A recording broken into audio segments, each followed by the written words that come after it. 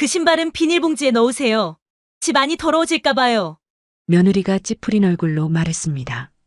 어머님, 오래 계실 거 아니죠? 언제쯤 돌아가실 건지. 며느리의 차가운 질문에 순자의 가슴이 철렁 내려앉았습니다. 순자가 소파로 다가가자 며느리는 낡은 방석을 급히 깔았습니다. 흙이 묻으면 소파가 더러워질까 봐요. 저녁 시간 거실 구석에 작은 밥상 하나가 따로 놓여 있었습니다. 어머님, 여기서 드세요. 편하실 거예요. 구석에서 쓸쓸히 식사하는 순자, 뜻밖의 소식이 냉담한 아들 부부의 진짜 모습을 보여줄까요? 청취하시면서 마음에 드시면 구독과 좋아요 부탁드려요. 그럼 이야기 속으로 떠나보실까요? 순자는 갈라진 손가락 끝으로 눈가의 주름을 어루만졌어요. 70이 넘은 나이에도 새벽이면 여전히 몸이 저절로 깨어났습니다. 오늘도 어김없이 새벽 4시, 몸은 이미 일어날 준비를 마쳤죠. 허리야, 오늘도 잘 부탁한다. 습관처럼 중얼거리며 천천히 일어났어요.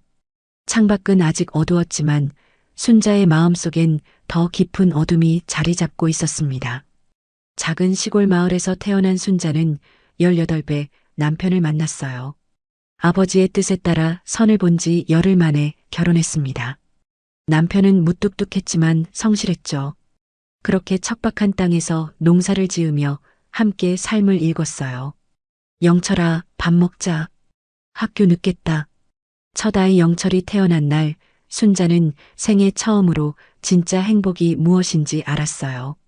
그 후로 영호, 영은이까지 새 아이와 함께하는 시간은 고된 농사일 속에서도 작은 행복이었습니다. 엄마, 오늘은 뭐해요? 어린 영은이가 물을 떼면 순자는 항상 웃으며 대답했죠. 오늘도 내일도 모레도 엄마는 우리 영은이 미래를 위해 일한단다. 그러나 행복은 오래가지 않았어요.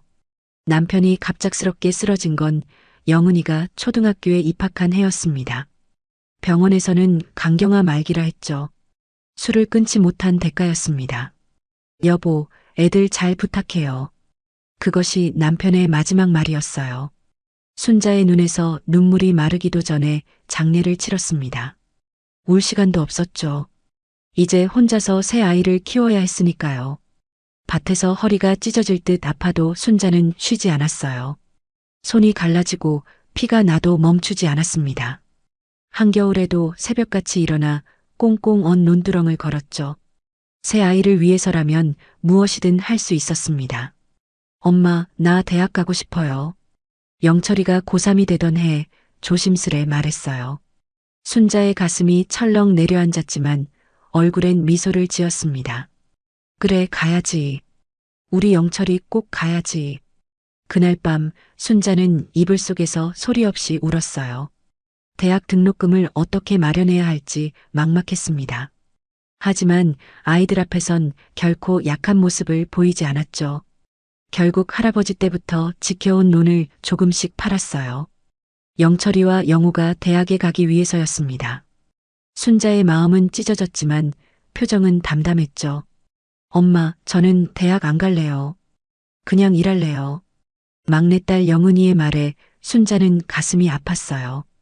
두 오빠의 대학 등록금 때문에 이미 집안 형편은 바닥이었습니다. 영은이의 눈빛에서 순자는 자신의 젊은 시절을 보았죠. 꿈을 포기해야 했던 그 순간을. 미안하다, 우리 딸. 순자는 영은이를 꼭 안아주었어요. 목이 메어 더 말을 잇지 못했습니다. 세월은 빠르게 흘렀죠. 영철이는 서울에서 회사원이 되어 박지영이라는 여자와 결혼했어요. 영호도 자영업자가 되어 이수진과 가정을 꾸렸습니다. 영은이는 편의점에서 아르바이트를 하며 근근히 살아갔죠. 점점 텅 비어가는 집에서 순자는 외로움과 싸웠어요. 아이들은 명절에만 잠깐 얼굴을 비쳤습니다. 세 아이 모두 바쁘다며 전화도 뜸해졌죠. 엄마, 서울에 한번 오세요. 구경시켜 드릴게요. 영철이의 말에 순자는 잠시 희망을 품었어요. 하지만 그것도 몇 년 전 이야기였습니다. 이제는 빈 방에 혼자 앉아 텔레비전만 보는 날이 많아졌죠. 밭에서 일하다 허리가 아프면 순자는 문득 두려워졌어요. 자신이 아프면 누가 돌봐줄까? 자식들은 과연 자신을 찾아올까?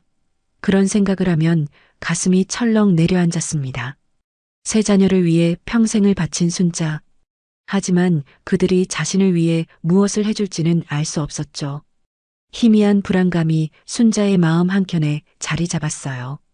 밤이 깊어가는 시골집, 순자는 달빛 아래 새 아이의 어린 시절 사진을 바라보며 속삭였습니다. 그래도 잘 자랐으니 그걸로 됐지. 하지만 마음속 깊은 곳에서는 작은 목소리가 들렸어요. 정말 그걸로 됐을까? 그날은 평범한 오후였어요. 순자는 늘 그랬듯 밭에서 일하고 있었습니다. 오랜 세월 굽은 허리로 상추를 따고 있었죠. 봄비가 내린 후라 땅은 질척였어요. 한 발짝, 또 한 발짝. 갑자기 발이 미끄러졌습니다. 순간 몸이 공중에 떴어요. 그리고 순자는 그대로 밭고랑에 쓰러졌죠. 아이고. 날카로운 비명이 들판에 울렸어요. 순자의 허리에 찌릿한 통증이 번개처럼 달렸습니다. 숨도 제대로 쉴 수 없었죠. 하늘만 바라보며 한참을 누워 있었어요. 옆집 김할머니가 발견한 건 1시간쯤 지난 후였습니다. 순자 씨, 괜찮아요? 누가 좀 도와주세요. 병원에 실려간 순자는 의사의 차가운 진단을 들었어요. 허리 디스크가 심각하게 손상됐습니다. 장기간 치료가 필요해요. 혼자서는 일상생활도 어려울 겁니다. 순자의 눈에서 눈물이 흘렀어요. 혼자 살던 집으로 돌아갈 수 없다는 뜻이었습니다. 누군가의 도움이 필요했죠. 아들이 둘이나 있는데요. 떨리는 손으로 휴대폰을 꺼냈어요. 서울에 사는 첫째 아들 영철에게 전화를 걸었습니다. 엄마, 무슨 일이세요? 영철의 목소리는 바빠 보였어요. 순자는 입술을 깨물며 상황을 설명했습니다. 그러니까 서울로 좀 올라가야 할 것 같아. 전화 너머로 잠시 침묵이 흘렀어요. 영철의 한숨 소리가 들렸습니다. 알겠어요. 내일 집에 오세요. 다음 날 순자는 버스를 타고 서울로 향했어요. 가방에는 며칠 입을 옷만 겨우 넣었습니다. 얼마나 머물지 알 수 없었지만 오래 있을 수는 없을 것 같았죠. 영철의 아파트 현관 앞에 도착했어요. 손 떨리는 마음으로 초인종을 눌렀습니다. 문이 열렸어요. 며느리 지영이 나왔습니다. 그녀의 표정이 굳어 있었죠. 어머님, 신발 좀 벗고 들어오세요. 바닥이 더러워져요. 순자의 마음이 움츠러들었어요. 이제 막 도착했는데 이미 환영받지 못하는 기분이었습니다. 조심스레 신발을 벗었죠. 지영은 손에 비닐봉지를 들고 있었어요. 신발은 여기에 넣어주세요. 흙이 묻어 있을 테니까요. 순자는 무거운 가방을 들고 거실로 들어갔어요. 깨끗하고 넓은 아파트였습니다. 하지만 마음은 더욱 작아졌죠. 할머니 냄새. 손자 준수가 방에서 나오다가 인상을 찌푸렸어요. 그러곤 얼른 다시 방으로 들어갔습니다. 순자의 가슴이 찢어지는 것 같았죠. 어머님, 물 드릴게요. 지영이 내민 건 일회용 종이컵이었어요. 가족들이 쓰는 유리컵이 아니었습니다. 순자는 아무 말 없이 받아들었죠. 소파에 앉으세요. 순자가 소파로 다가가자 지영이 황급히 끼어들었어요. 어머님, 잠시만요. 지영은 낡은 방석을 가져와 소파 위에 깔았습니다. 그리고 작은 목소리로 속삭였죠.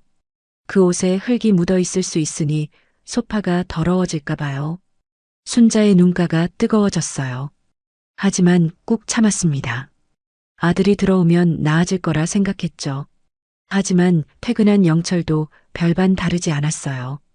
형식적인 인사만 했을 뿐 곧 자신의 방으로 들어가 버렸습니다. 저녁 식사 시간 지영은 순자에게 따로 상을 차렸어요. 어머님, 여기서 드세요. 편하실 거예요. 순자는 작은 밥상을 앞에 두고 혼자 밥을 먹었습니다. 가족들은 저쪽 식탁에서 웃으며 대화를 나눴죠. 순자는 그 모습을 바라보며 외로움에 목이 메었어요. 밤이 되자 지영이 작은 방을 안내했습니다. 어머니, 오래 계실 거예요? 그 질문에 순자의 마음이 무너졌어요. 겨우 하루 지났을 뿐인데 이미 떠나길 바라는 눈치였습니다. 며칠만 있다 갈게. 둘째 아들 영호의 집도 상황은 비슷했어요. 현관에서부터 수진이 신발 주머니를 내밀었습니다. 어머님, 실내화 신으세요. 먼지가 묻을 수 있어요. 손녀 하은이 할머니의 손을 보고 인상을 찌푸렸어요. 왜 이렇게 더러워요? 손톱 밑에 흙이 끼었어요. 식사 시간에는 역시 따로 상을 받았습니다. 가족들은 고기와 반찬이 가득한 식탁에서 먹었지만 순자의 상에는 찬밥에 김치 한 가지뿐이었죠. 다음 날 아침 일부러 아무도 순자를 깨우지 않았어요. 집에는 아무도 없었습니다. 메모 한 장이 식탁 위에 놓여 있었죠. 용무가 있어서 먼저 나갔습니다. 점심은 냉장고에 있는 걸 드세요. 순자는 창밖을 바라보며 한참을 울었어요. 이게 자신이 평생을 바쳐 키운 아들들의 모습이었습니다. 가슴이 찢어지는 아픔이었죠. 휴대폰을 꺼내 막내딸 영은에게 전화를 걸었어요. 떨리는 목소리로 상황을 설명했습니다. 엄마, 저한테 오세요. 제가 모실게요. 영은의 목소리에서 따뜻함이 느껴졌어요. 순자의 눈에서 눈물이 흘렀습니다. 이번에는 슬픔이 아닌 안도의 눈물이었죠. 영은의 원룸은 작았어요. 겨우 5평 남짓한 공간이었습니다. 침대 하나와 작은 테이블이 전부였죠. 순자는 딸의 집 문 앞에 서서 잠시 망설였어요. 이런 좁은 곳에 자신까지 들어가면 영은은 어떻게 지낼까 싶었습니다. 문이 열렸어요. 영은의 밝은 미소가 순자를 맞이했습니다. 엄마, 왔구나. 들어와요. 영은은 엄마의 가방을 받아들며 반갑게 맞이했어요.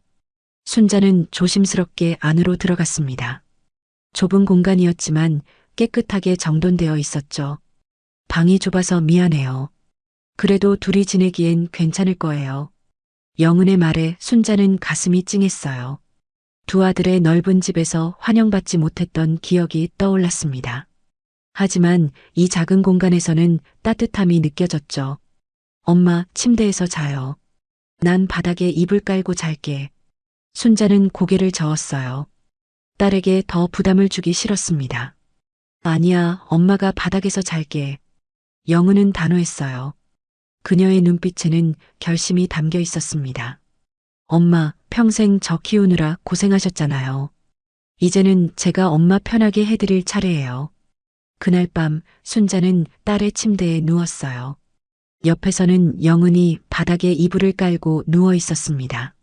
순자의 눈에서 뜨거운 눈물이 흘러내렸죠. 자식을 위해 모든 것을 바쳤던 자신의 삶이 주마등처럼 스쳐 지나갔어요. 아침이 밝았습니다. 영은은 이미 일어나 아침을 준비하고 있었어요. 시계는 아직 6시를 가리키고 있었죠. 영은아, 이렇게 일찍 일어났니? 영은은 미소 지었어요. 머리카락이 흘러내린 얼굴로 냄비를 저으며 대답했습니다. 엄마가 좋아하는 미역국 끓이고 있어요. 오늘 편의점 아침 일찍 가야 해서요. 순자는 마음이 아팠어요. 영은은 편의점에서 아르바이트를 하며 겨우 생활비를 벌고 있었습니다. 그런 딸에게 자신은 짐만 되는 것 같았죠. 미안하구나. 엄마 때문에. 영은은 국자를 내려놓고 엄마 앞에 앉았어요. 그리고 순자의 손을 꼭 잡았습니다. 엄마, 절대 그런 말 하지 마세요. 엄마는 제게 짐이 아니에요. 저한테는 보물이에요. 영은의 눈에도 눈물이 고였어요. 순자는 딸의 따뜻한 손을 느끼며 가슴이 뭉클해졌습니다. 그렇게 모녀의 새로운 생활이 시작됐어요. 영은은 낮에는 편의점에서 일하고 밤에는 엄마를 간병했습니다. 병원비를 벌기 위해 주말에도 쉬지 않고 일했죠. 엄마, 약 먹을 시간이에요. 영은은 항상 순자의 약 시간을 챙겼어요. 자신의 식사는 거르면서도 엄마의 영양제는 절대 잊지 않았습니다. 어느 날 순자는 영은이 감기에 걸린 것을 알았어요. 딸의 이마가 뜨거웠습니다. 영은아, 병원 가자. 열이 많이 나는구나. 영은은 고개를 저었어요. 그녀의 창백한 얼굴에도 미소가 떠올랐습니다. 괜찮아요. 약 먹으면 나아질 거예요. 병원비 아끼자고요. 그날 밤 순자는 영은이 자는 모습을 지켜봤어요. 딸은 열에 들떠 이마에 땀을 흘리고 있었습니다. 순자는 수건으로 영은의 이마를 닦아주며 울었죠. 엄마를 간병하느라 자신의 건강도 돌보지 못하는 딸. 순자의 마음은 찢어질 듯 아팠어요. 지하철역 계단에서 영은이 순자를 업다시피 하고 오르내리는 날도 있었습니다. 허리가 아파 걷기 힘든 순자를 위해 영은은 자신의 작은 몸으로 엄마를 지탱했어요. 영은아, 무거울 텐데. 영은은 숨을 가쁘게 내쉬면서도 웃음을 잃지 않았습니다. 엄마가 저 어릴 때 얼마나 많이 업으셨는데요. 이 정도쯤이야. 그런 날이 계속될수록 순자의 마음은 더욱 무거워졌어요. 두 아들은 간간히 형식적인 안부 전화만 했을 뿐 명절에도 찾아오지 않았습니다. 영은 혼자서 모든 부담을 짊어지고 있었죠. 어느 날 저녁 영은이 흥분한 목소리로 들어왔어요. 그녀의 눈은 반짝였습니다. 엄마, 이거 봤어요. 순자는 깜짝 놀랐어요. 무슨 일이 생긴 건지 걱정이 됐습니다. 왜 무슨 일이야? 영은은 신문을 펼쳐 보였어요. 그녀의 손이 떨리고 있었습니다. 엄마, 우리 시골 땅이 신도시 재개발 지역으로 지정됐대요. 보상금이 나온대. 순자는 눈을 크게 떴어요. 재개발? 보상금? 이해가 잘 되지 않았습니다. 얼마나 나온다는 거야? 영은의 대답에 순자는 숨이 멎는 것 같았어요. 시골에 알아보니 35억쯤 될 거래요. 엄마. 그날 밤 순자는 잠을 이루지 못했어요. 그 많은 돈이 갑자기 생긴다는 것이 실감 나지 않았습니다. 하지만 순자의 마음 한켠에는 불안함이 자리 잡았죠. 돈이 생기면 다들 어떻게 변할까? 창밖의 달빛을 바라보며 순자는 생각했어요. 자신을 진심으로 아끼는 막내딸 영은과 보상금 소식이 들리면 달라질지도 모를 두 아들의 모습이 교차했습니다. 순자의 가슴 깊은 곳에서 작은 한숨이 새어나왔어요. 세상이 곧 달라질 것이란 예감이 들었습니다. 그리고 그것이 좋은 변화일지 나쁜 변화일지는 아무도 알 수 없었죠. 보상금 소식이 전해진 그 다음 날이었어요. 아침부터 영은의 휴대폰이 쉴 새 없이 울렸습니다. 발신자는 영철이었죠. 네, 오빠. 영은의 표정이 굳어졌어요. 통화 내용이 심상치 않아 보였습니다. 순자는 불안한 눈빛으로 딸을 바라봤죠. 알겠어요. 지금 와요? 알겠어요. 영은이 전화를 끊었어요. 그녀의 눈에는 복잡한 감정이 담겨 있었습니다. 엄마, 영철 오빠가 지금 온대요. 영우 오빠도 같이. 순자는 가슴이 철렁 내려앉았어요. 땅 보상금 소식을 듣고 온다는 것이 분명했습니다. 한 달 전까지만 해도 전화 한 통 없던 아들들이었죠. 정오가 되자 초인종이 울렸어요. 문을 열자 영철과 영우가 환한 미소를 지으며 서 있었습니다. 그들의 뒤에는 지영과 수진도 있었죠. 어머니, 영철이 순자를 꼭 안았어요. 갑작스러운 포옹에 순자는 어색함을 느꼈습니다. 지난 몇 달간 이런 적이 한 번도 없었으니까요. 어머니, 얼마나 보고 싶었는지 몰라요. 영우도 다가와 순자의 손을 잡았어요. 그의 눈에는 촉촉한 눈물까지 맺혀 있었습니다. 순자는 그 눈물이 진심인지 의심스러웠죠. 지영이 큰 선물 봉투를 내밀었어요. 어머님, 이거 드세요. 어머님이 좋아하시는 홍삼이에요. 한 달 전만 해도 순자에게 일회용 컵에 물을 건넸던 지영이었습니다. 순자는 가슴 한켠이 쓰라렸어요. 어머니, 어떻게 이런 좁은 곳에서 지내세요? 영철이 원룸을 둘러보며 말했어요. 그의 눈빛에 경멸이 스쳤습니다. 순자는 영은의 표정이 어두워지는 것을 보았죠. 영은이 고마워. 이렇게 어머니 잘 모셔줘서. 영우가 말했어요. 하지만 그의 목소리에는 진심이 느껴지지 않았습니다. 기계적인 인사처럼 들렸죠. 어머니, 머리 감겨드릴게요. 지영이 갑자기 말했어요. 순자는 깜짝 놀랐습니다. 한 달 전 그녀는 순자의 냄새를 참지 못했던 사람이었죠. 아니야, 괜찮아. 순자가 거절했지만 지영은 고집을 부렸어요. 아니에요, 어머님. 제가 꼭 해드리고 싶어요. 수진도 갑자기 분주해졌어요. 원룸 구석구석을 닦기 시작했습니다. 어머님, 이렇게 먼지가 많으면 건강에 안 좋아요. 제가 깨끗이 청소해 드릴게요. 먼지를 무서워하던 수진이 이제는 맨손으로 바닥을 닦고 있었어요. 순자는 코끝이 찡했습니다. 이 모든 변화가 35억 원 때문이라는 것을 알았죠. 할머니, 갑자기 문이 열리고 준수와 하은이 들어왔어요. 그들의 얼굴에도 환한 미소가 가득했습니다. 할머니, 이거 할머니 좋아하는 과자예요. 제가 사왔어요. 하은이 과자 봉지를 내밀었어요.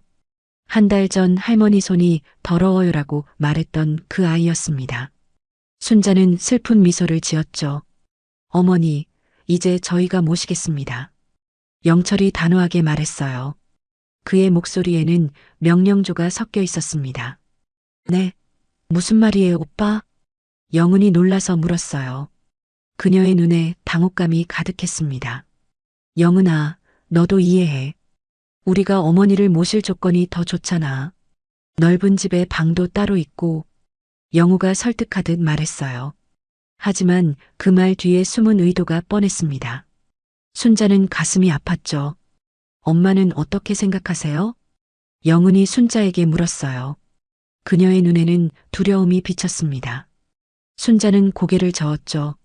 난 영은이랑 있을래. 그 말에 영철의 얼굴이 일그러졌어요. 그는 억지로 웃음을 지었지만 눈빛은 차가웠습니다. 어머니, 생각 좀 해보세요. 영은이 집은 너무 좁잖아요. 순자는 대답하지 않았어요.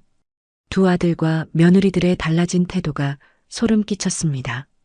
식사 시간, 영철과 영호는 비싼 음식을 배달시켰어요. 한 달 전과는 완전히 다른 모습이었습니다. 모두가 순자를 중심에 두고 앉았죠. 어머니, 이거 드세요. 제가 먹여드릴게요. 지영이 순자의 입에 음식을 가져갔어요. 순자는 불편했지만 참았습니다. 저녁이 되고 모두가 돌아간 후 순자는 화장실에 가려고 일어났어요. 그때 집 밖에서 들려오는 영철과 영호의 목소리가 들렸습니다. 두 아들은 아직 가지 않고 이야기 중이었죠. 35억이면 우리 둘이 15억씩 나누고 나머지 5억은 어머니 병원비로 쓰면 되겠지? 영철의 목소리였어요. 가슴이 쿵쾅거렸죠. 그런데 영은이는 어떻게? 걔도 우리 가족인데. 영우가 물었어요. 그의 목소리에는 약간의 망설임이 있었습니다. 걔는 나중에 조금만 챙겨주던가. 우리가 앞으로 어머니 모실 거니까 돈은 우리가 가져야지. 영철의 차가운 목소리가 순자의 심장을 찔렀어요. 눈물이 그녀의 볼을 타고 흘러내렸습니다. 순자는 조용히 제자리로 돌아왔어요. 몸이 떨렸습니다. 자신이 키운 아들들의 진짜 모습을 보고 말았죠. 그날 밤 순자는 결심했어요. 모든 보상금을 영은에게 주기로. 평생 자신을 위해 희생한 막내딸에게 돌려주기로 말이죠. 다음 날 순자는 영철과 영호에게 자신의 결정을 알렸어요. 그들의 표정이 일그러졌습니다. 어머니, 정신이 혼란하신 건 아니죠? 이런 큰 결정은 법적으로 문제가 될 수 있어요. 영철이 위협하듯 말했어요. 그의 눈빛은 이제 전혀 따뜻하지 않았습니다. 어머니가 치매 초기 증상을 보이신다면 법원에 후견인 신청도 가능합니다. 영호까지 가세했어요. 순자는 가슴이 찢어지는 듯 했습니다. 자신의 아들들이 이렇게까지 변할 수 있다니. 순자는 깊게 숨을 들이마셨어요. 그리고 단호하게 말했습니다. 내가 정신이 멀쩡할 때 내 돈 내 맘대로 못 쓰냐? 그녀의 목소리는 떨리지 않았어요. 두 아들의 얼굴이 창백해졌습니다. 영은은 아무 말도 하지 않았어요. 그저 엄마의 손을 꼭 잡아주었을 뿐이었죠. 그 손길에서 순자는 진정한 사랑을 느꼈습니다. 돈 앞에서 드러난 사람들의 본색. 순자는 이제 모든 것을 알았어요. 무엇이 진짜 가족인지, 누가 진심으로 자신을 사랑하는지를. 보상금이 입금된 날, 영은의 눈에는 눈물이 고였어요. 통장 잔고에 찍힌 숫자를 보며 그녀는 떨리는 손으로 엄마를 안았습니다. 엄마, 이걸 다 저에게 주시면 어떡해요? 순자는 딸의 머리를 쓰다듬었어요. 그녀의 눈에도 눈물이 맺혔습니다. 네가 받아야 맞아. 내 진짜 가족은 너뿐이니까. 영은은 첫 번째로 한 일이 편의점 아르바이트를 그만두는 것이었어요. 5년 동안 하루도 쉬지 않고 일했던 그곳을 떠나는 날, 영은은 시원섭섭한 표정을 지었습니다. 두 번째로 한 일은 어머니 치료를 위한 최고의 병원을 알아보는 것이었어요. 순자의 허리 통증을 치료하기 위해 유명한 재활 전문 병원을 찾아갔습니다. 순자님, 정기적인 재활 치료를 받으면 상태가 많이 좋아질 거예요.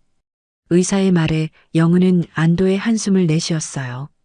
그동안 병원비가 부담스러워 제대로 된 치료를 받지 못했던 순자였습니다. 영은이 세 번째로 한 일은 작은 카페를 여는 것이었어요. 원래 커피를 좋아했던 영은은 대학 시절의 꿈을 이루게 되었습니다. 카페 이름은 순자의 정원이었죠. 어머니 이름을 따서 지었어요. 제 삶에, 제 마음의 정원 같은 분이시니까요. 영은이 카페 간판을 보며 행복하게 웃었어요. 순자는 가슴이 뭉클했습니다. 카페가 문을 연 지 한 달쯤 지났을 때였어요. 단골 손님이 된 건설회사 직원 최준영이 영은에게 조심스레 말을 걸었습니다. 혹시 저녁 식사 같이 하실래요? 영은의 뺨이 붉어졌어요. 그녀는 쑥스러운 듯 고개를 끄덕였습니다. 순자는 그 모습을 보며 미소 지었죠. 준영은 성실하고 다정한 사람이었어요. 영은을 진심으로 아끼는 마음이 느껴졌습니다. 순자도 그를 마음에 들어했죠. 1년 후 영은과 준영은 작고 따뜻한 결혼식을 올렸어요. 순자는 딸의 손을 잡고 눈물을 흘렸습니다. 영은아, 행복하렴. 영은과 준영은 서울의 깨끗한 아파트를 마련했어요. 그들은 순자를 위한 특별한 공간을 만들었습니다. 햇빛이 잘 드는 남양방이었죠. 어머니, 이제 편하게 지내세요. 준영이 순자의 짐을 방에 들여놓으며 말했어요. 그의 눈빛에는 진심이 담겨 있었습니다. 순자는 가슴이 따뜻해졌죠. 하지만 세상은 늘 예상치 못한 방향으로 흘러갔어요. 어느 날 아침 영은이 놀란 표정으로 전화를 받았습니다. 네, 영철 오빠가요? 영은의 목소리가 떨렸어요. 순자는 불안한 마음으로 딸을 바라봤습니다. 영철의 회사가 구조조정으로 그를 해고했다는 소식이었어요. 갑작스러운 실직에 영철은 큰 충격을 받았고 가정 경제는 무너지기 시작했습니다. 영호의 상황도 크게 다르지 않았어요. 무리하게 확장했던 사업이 부도 위기에 처했죠. 빚더미에 앉게 된 영호는 깊은 절망에 빠졌습니다. 어쩌면 좋지. 영은은 고민했어요. 두 오빠가 힘든 상황에 처한 것이 안타까웠지만 과거의 상처가 쉽게 아물지는 않았습니다. 순자는 딸의 마음을 읽은 듯 손을 꼭 잡아주었죠. 사람은 누구나 실수해. 용서할 수 있는 마음도 필요한 거야. 순자의 말에 영은은 고개를 끄덕였어요. 그녀의 눈에 결심이 담겼습니다. 한 달 후 영은의 카페에서 가족 모임이 열렸어요. 영철과 영호 그리고 그들의 가족들이 모두 모였습니다. 어색한 침묵이 흘렀죠. 영철이 먼저 입을 열었어요. 그의 얼굴은 한층 수척해져 있었습니다. 어머니, 영은아. 정말 미안해. 그의 목소리가 떨렸어요. 억지로 강한 척하던 모습은 온데간데 없이 사라졌습니다. 진심 어린 후회가 묻어났죠. 영우도 고개를 숙였어요. 그의 눈에는 부끄러움이 가득했습니다. 우리가 너무 이기적이었어. 용서해줘. 지영과 수진도 눈물을 흘렸어요. 그들의 표정에는 진심 어린 반성이 담겨 있었습니다. 순자는 잠시 두 아들을 바라봤어요. 그녀의 마음은 복잡했습니다. 하지만 이내 따뜻한 미소를 지었죠. 모두 내 자식들이야. 다시 시작하자. 순자는 화해의 조건을 제시했어요. 그녀의 목소리는 부드럽지만 단호했습니다. 돈이 있든 없든 부모를 똑같이 공경할 것. 영은을 인정하고 존경할 것. 그리고 보상금에 대해서는 더 이상 언급하지 말 것. 모두가 고개를 끄덕였어요. 그들의 눈에는 진심이 담겨 있었습니다. 그날 이후로 가족의 모습이 달라졌어요. 영철과 영호는 각자의 방식으로 새로운 시작을 했습니다. 영철은 작은 회사에 취직했고 영호는 규모를 줄여 안정적인 사업을 이어갔죠. 지영과 수진도 변했어요. 그들은 매주 시어머니를 찾아와 진심으로 공경했습니다. 억지로가 아닌 마음에서 우러나오는 태도였죠. 매주 일요일 세 자녀와 손주들이 모두 모여 함께 시간을 보내는 날이 생겼어요. 순자의 얼굴에는 행복한 미소가 가득했습니다.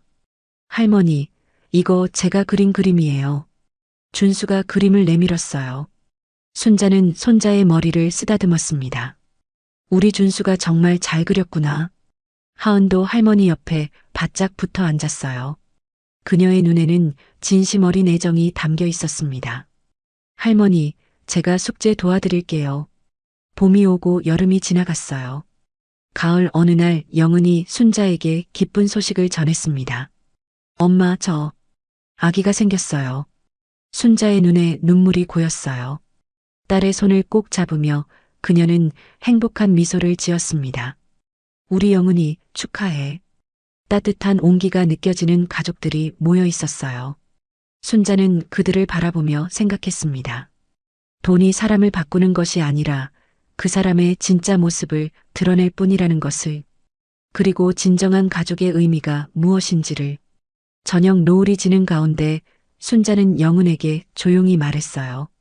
돈보다 더 값진 건 진정한 효심이란다. 내가 내게 가장 큰 선물이야. 영은의 눈에도 눈물이 고였습니다. 따뜻한 바람이 두 사람의 머리카락을 살며시 흩날렸어요. 이제 순자는 알았습니다. 인생의 진정한 부는 얼마나 많은 돈을 가졌느냐가 아니라 얼마나 진실된 사랑을 주고받았느냐에 있다는 것을. 그녀의 얼굴에 평온한 미소가 번졌어요. 이제 더 이상 두렵지 않았습니다. 진정한 가족이 함께하는 한 남은 인생은 따뜻할 것이니까요. 오늘의 이야기는 어떠셨나요? 귀중한 시간 함께 해주셔서 감사합니다. 행복 가득 건강한 하루 되세요.